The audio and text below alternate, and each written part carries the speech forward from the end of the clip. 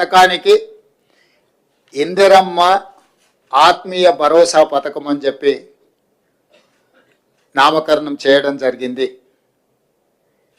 ఈరోజు భూమి ఉన్న వ్యవసాయ యోగ్యమైన భూములకు రైతులకు ఎకరాకు 12,000 ఇవ్వడమే కాకుండా భూమి లేని వ్యవసాయ కుటుంబాలకు సంవత్సరానికి 12,000 రూపాయలు ఇందిరమ్మ ఆత్మీయ భరోసా పథకం కింద ఇవ్వాలని నిర్ణయం చేయడం జరిగింది.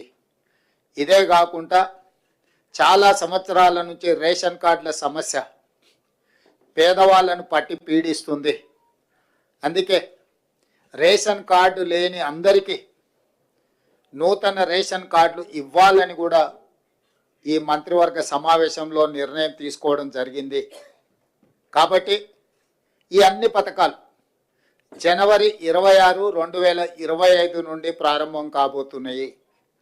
జనవరి 26, 2025కు ఒక ప్రత్యేకత ఉన్నది.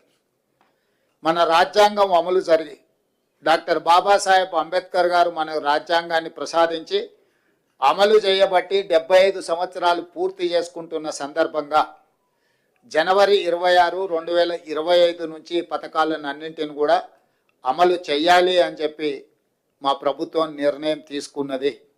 అదేవిధంగా వ్యవసాయ యోగ్యం కాని భూములు అంటే రాళ్ళు, రప్పలు, గుట్టలు, రోడ్లలో పోయిన వాటికి లేదా మైనింగ్ చేస్తున్న భూములకు లేదా నాలా కన్వర్షన్, రియల్ ఎస్టేట్ వెంచర్లు, పరిశ్రమలకు తీసుకున్న భూములు, అదేవిధంగా రైతుల నుంచి ప్రభుత్వం సేకరించిన భూములకు రైతు భరోసా వర్తింపజేయము. ఎలాంటి గందరగోళం ఉండాల్సిన పని లేదు. రాళ్ళు, రప్పలు, గుట్టలు, రోడ్లకు, అదేవిధంగా పరిశ్రమలకు లేదా రియల్ ఎస్టేట్ వెంచర్లుగా మారిన భూములకు రైతు భరోసా ఇవ్వబడదు. దీనికి సంబంధించి మా రెవెన్యూ అధికారులు గ్రామాల వారీగా సమాచారాన్ని సేకరించి గ్రామ సభల ద్వారా ప్రజలకు వివరించడం జరుగుతుంది.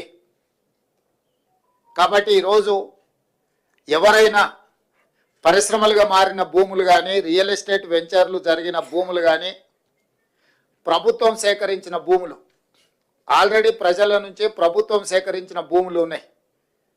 కానీ రెవెన్యూ రికార్డులలో, ధరణిలలో లోపాల వల్ల కొంతమందికి ఆ రకంగా కూడా రైతు భరోసా పథకము గతంలో నిధులు చేరినాయి. కాబట్టి దయచేసి మీరే స్వచ్ఛందంగా ముందుకొచ్చి ప్రభుత్వానికి ఆ వివరాలు అందించడం ద్వారా ప్రభుత్వానికి సహకరించాల్సిందిగా వాళ్ళందరికీ మేము విజ్ఞప్తి చేస్తున్నాం.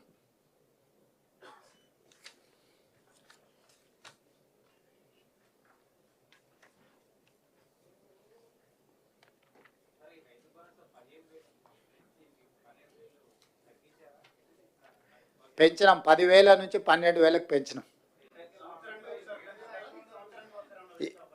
ఇప్పుడు వెసులుబాటును, ఆర్థిక పరిస్థితులు, మనకున్న వెసులుబాటును బట్టి 10,000 నుంచి 12,000 రూపాయలకు పెంచుకోవడం జరిగింది.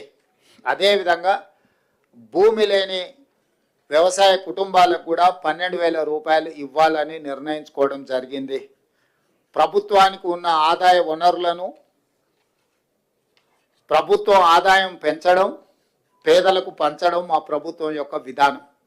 ఎంత వెసులుబాటు ఉంటే అంత వెసులుబాటుతోటి రైతులకు మేలు చెయ్యాలన్నదే మా ఆలోచన.